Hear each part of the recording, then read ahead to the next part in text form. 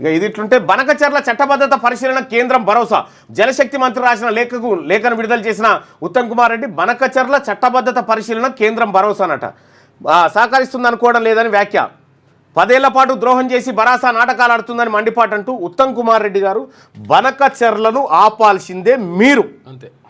మీరు irrigation minister, మీరు ఆపాలి. ఎందుకంటే ఈ రాష్ట్రంలో ఉన్నటువంటి అన్ని ప్రాజెక్టులు మీ కంట్రోల్లో ఎట్లయితే ఉంటాయో ఈ బనకచెర్లను ఆపడం మీ బాధ్యత. ఈ బనకచెర్ల ఆగకపోతే ఉత్తమ్ కుమార్ రెడ్డి గారు బాధ్యత వహించాలి. ఆంధ్రప్రదేశ్ ప్రభుత్వం చేపట్టిన గోదావరి బనకచెర్ల అనుసంధాన ప్రాజెక్టు ప్రతిపాదనలు కేంద్రానికి అందితే దాని చట్టబద్ధత తదితర అంశాలపై నిబంధనల మేరకు పరిశీలిస్తామంటూ కేంద్ర జలశక్తి మంత్రి సిఆర్ పాటిల్ భరోసా ఇచ్చారు. ఈ మేరకు పాటిల్ తెలంగాణకు లేఖ రాయగా రాష్ట్ర నీటిపారుదల శాఖ మంత్రి ఉత్తమ్ కుమార్ రెడ్డి శుక్రవారం విడుదల చేశారు. హైదరాబాద్లోని సచివాలయంలో శుక్రవారం మీడియాతో ఇష్టాగోష్ఠిగా ఉత్తమ్ మాట్లాడుతూ తెలంగాణ ప్రయోజనాలకు తీవ్రస్థాయిలో విఘాతం కలిగించిందని చెప్తా ఉన్నట. దీనికి బాధ్యత ఉత్తమ్ కుమార్ రెడ్డి గారే వహించాలి. ప్రజలను అడుగుదాం, బనకచెర్ల నిర్మాణం జరిగితే బాధ్యత ఎవరిది?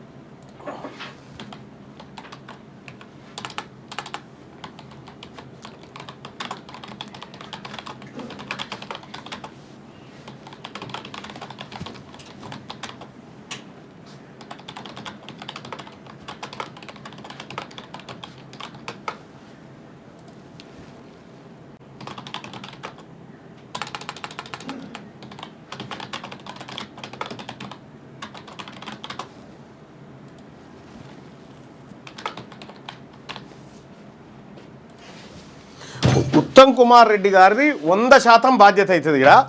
ఎందుకంటే ఈ బనకచెర్ల కట్టిరంటే మీరు మంత్రిగా ఫెయిల్ అయినట్టు. బనకచెర్ల ప్రాజెక్టు కట్టి ఏపీ నీళ్లు తీసుకపోతే దానికి బాధ్యత ఎవరు వహించాలంటే నీళ్ళ మంత్రి ఉత్తమ్ రెడ్డా లేకపోతే ఇతరులా? మీరేమనుకుంటారో మీ అభిప్రాయాన్ని కూడా తెలియజేయండి. లేటెస్ట్ న్యూస్ తెలుగు మరియు ఇంగ్లీష్ అప్డేట్స్ కోసం ఇప్పుడే క్యూన్యూస్ అఫీషియల్ యాప్ ని ప్లే స్టోర్ నుండి డౌన్లోడ్ చేసుకోండి. సరికొత్త సమాచారాల కోసం క్యూన్యూస్ వెబ్సైట్ ని ఫాలో అవ్వండి. ఛానల్లో ప్రాంతీయ, జాతీయ, అంతర్జాతీయ వార్తలు వీక్షించండి. లైక్ చేయండి.